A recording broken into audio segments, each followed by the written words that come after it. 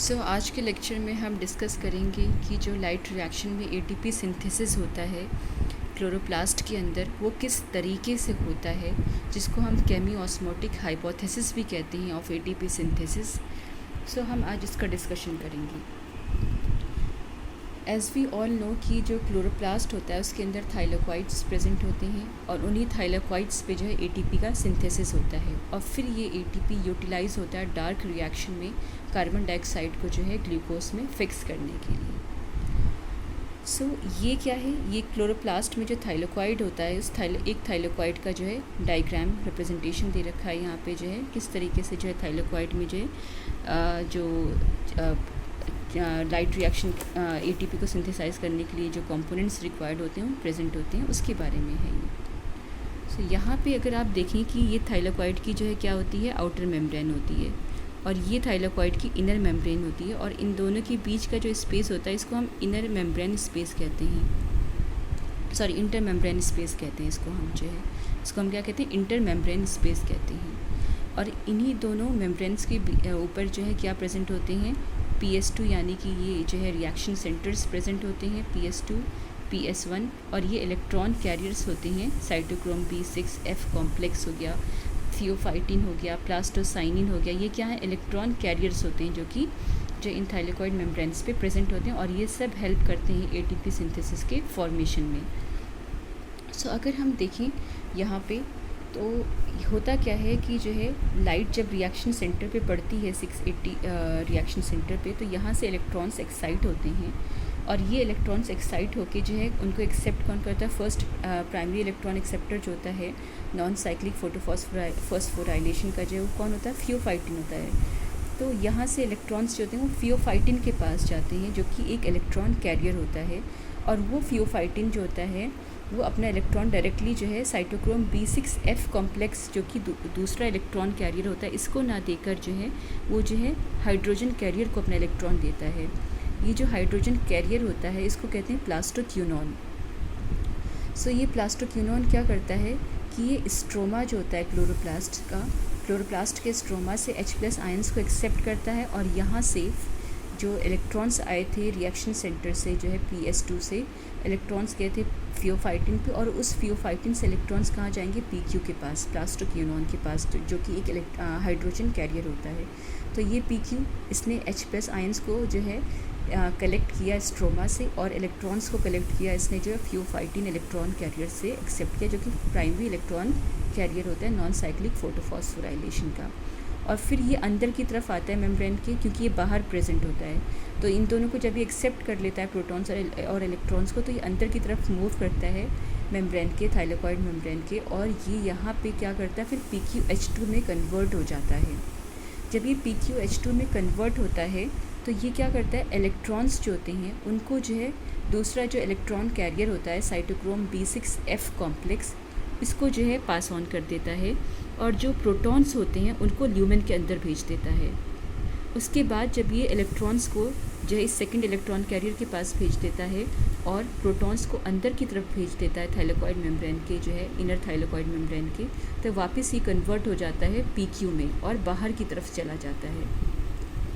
फिर नेक्स्ट क्या, ये पहला पॉइंट होता है जिससे क्या होता है कि ल्यूमेन के अंदर क्या होता है, प्रोटॉन का कंसंट्रेशन इंक्रीज़ करता है, क्योंकि अब स्ट्रोमा से जो प्रोटॉन्स होते हैं वो कहाँ आ रहे हैं, अंदर की तरफ आ रहे हैं, प्लास्टोक्यूनॉन के थ्रू जो है अंदर की तरफ इसका जो है कंसंट्रेशन ज़्यादा हो रहा है। दूसरा पॉइंट क्या होता है कि यहाँ पे अगर आप देखें कि यहाँ पे जो वाटर होता है उसका जो है लाइसिस हो जाता है, वाटर ब्रेक डाउन कर जाता है ऑक्सीजन मॉलिक्यूल्स में और प्रोटॉन्स में जो है रिलीज़ हो जाता है। या तो ये जो प्रोसेस होता है इसका भी यूटिलाइजेशन इसलिए होता है यहाँ पे, ये प्रोसेस इसलिए अकर करता है बिकॉज यहाँ पे जब इलेक्ट्रॉन्स यहाँ से एक्साइट होके जो है पास करते हैं तो उसके बाद यहाँ फिर से जो है इलेक्ट्रॉन्स चाहिए होते हैं उसको जो है स्टेबल करने के लिए, तो वो इलेक्ट्रॉन्स की सप्लाई यहाँ जो है फोटोलिसिस के थ्रू होती है, यानी कि जो है वाटर जो होता है वो ब्रेक डाउन हो जाता है और उसके बाद फिर इलेक्ट्रॉन सप्लाई यहाँ पे वापस होती है इस रिएक्शन साइकिल में। तो इससे भी क्या हो रहा है, यहाँ पे H+ आयंस जो होते हैं वो टूट के यहाँ ल्यूमेन में इंक्रीज़ कर रही है उसकी कॉन्सेंट्रेशन। पहला पॉइंट क्या था जिससे H+ आयंस जो थे वो अंदर की तरफ आ रहे हैं ल्यूमेन में, वो ये था कि जो है ये जो हाइड्रोजन कैरियर होता है प्लास्टोक्विनोन, वो इनको जो है अंदर लेकर आ रहा है स्ट्रोमा से। दूसरा पॉइंट होता है कि यहाँ पे क्योंकि वाटर का ब्रेक डाउन हो रहा है तो इसकी वजह से H+ आयंस का कंसंट्रेशन जो होता है ल्यूमेन में इंक्रीज़ कर रहा है। तीसरा पॉइंट जो होता है इसमें भी जो है क्या होता है कि जो है H+ आयन का कंसंट्रेशन जो होता है वो बाहर की तरफ कम हो जाता है, जिसकी वजह से अंदर की तरफ जो होता है वो ग्रेडियंट क्रिएट कर देता है, अंदर बाहर जो होता है H+ आयन का ग्रेडियंट क्रिएट कर देता है। यानी कि क्या होता है कि H+ आयन का कंसंट्रेशन बाहर जो है थाइलेकोइड मेम्ब्रेन के, आउटर थाइलेकोइड मेम्ब्रेन के जो होता है कम हो जाता है और अंदर की तरफ ज़्यादा हो जाता है। तो थर्ड पॉइंट जो कि रिस्पॉन्सिबल होता है H+ आयन से कंसंट्रेशन को बाहर की तरफ स्ट्रोमा में कम करने के लिए, वो क्या होता है कि यहाँ पे क्या होता है NADPH रिडक्टेज एंजाइम होता है जो कि H+ आयंस को जो है NADP+ के साथ कंबाइन करके NADPH बना देता है। तो इसकी वजह से भी क्या होता है कि यहाँ पे जो है प्रोटॉन्स जो होते हैं ये कम हो जाते हैं, और जब ये प्रोटॉन्स कम होते हैं तो इससे जो एक प्रोटॉन ग्रेडियंट क्रिएट होता है, यानी H+ आयंस का कंसंट्रेशन स्ट्रोमा जो होता है क्लोरोप्लास्ट का उसमें कम हो गया और यहाँ ल्यूमेन में H+ आयंस का कंसंट्रेशन जो होता है वो बढ़ गया, जिसकी वजह से यहाँ पे जो है एसिडिक इन्वायरमेंट क्रिएट हो जाता है। अब क्योंकि जो है ये प्रोटॉन ग्रेडियंट क्रिएट हो गया, तब इसको जो है नॉर्मल करना है, फिर से चार्जेस को जो है बैलेंस करना है कि प्रोटॉन्स वापस जो है जो है वापस जो है नॉर्मल कंडीशंस में जो है बैलेंस हो जाएं। तो उसके लिए क्या होता है प्रोटॉन ग्रेडियंट का ब्रेक डाउन होता है, यानी कि ये अब H+ आयंस क्योंकि यहाँ बहुत ज़्यादा हो गए हैं तो अभी फिर से जो थाइलेकोइड मेम्ब्रेन जो होती है इनर थाइलेकोइड मेम्ब्रेन, उसके अंदर जो पार्ट होता है ल्यूमेन, उसके अंदर बहुत ज़्यादा H+ आयन का कॉन्सेंट्रेशन हो गया है। तो अब ये H+ आयंस क्या करते हैं, ये वेव की फॉर्म में जो है एक यहाँ पे एंजाइम होता है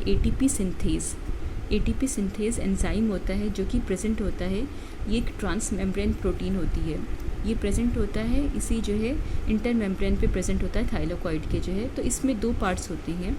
एक होता है पहला पार्ट इसको जो चैनल कहते हैं और दूसरा हेड होता है। तो जो चैनल होता है उसको CF0 कहते हैं क्योंकि क्लोरोप्लास्ट का है इसलिए CF0 कहते हैं, और जो हेड होता है उसको CF1 कहते हैं, ठीक है। और ये जो है आउटर मेम्ब्रेन्स के बाहर की तरफ होता है,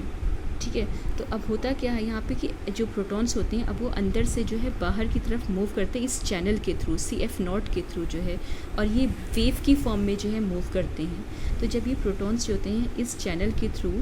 मूव करते हैं वेव की फॉर्म में, तो क्या होता है ये जो हेड होता है CF1 जो होता है हेड होता है ATP सिंथेज का, इसमें कन्फर्मेशनल चेंज आता है, यानी ये हेड जो होता है ये जो है मूव कर जाता है, रोटेट कर जाता है, और इस रोटेशन से क्या होता है कि जो है एनर्जी प्रोड्यूस होती है, और एनर्जी जो प्रोड्यूस होती है वो क्या करती है, वो इस ADP और इनऑर्गेनिक फॉस्फेट को कंबाइन करके ATP बना देती है। तो ये इस तरीके से ATP का जो है सिंथेसिस अकर करता है। सो ये हमने स्टडी किया कि किस तरीके से लाइट रिएक्शन में जो थाइलेकोइड मेम्ब्रेन होता है उस पर ATP किस तरीके से बनता है, और फिर ये ATP डार्क रिएक्शन में CO2 को फिक्स करने के लिए इस्तेमाल किया जाता है। आई होप आपको ये वीडियो समझ में आया होगा। Thank you very much.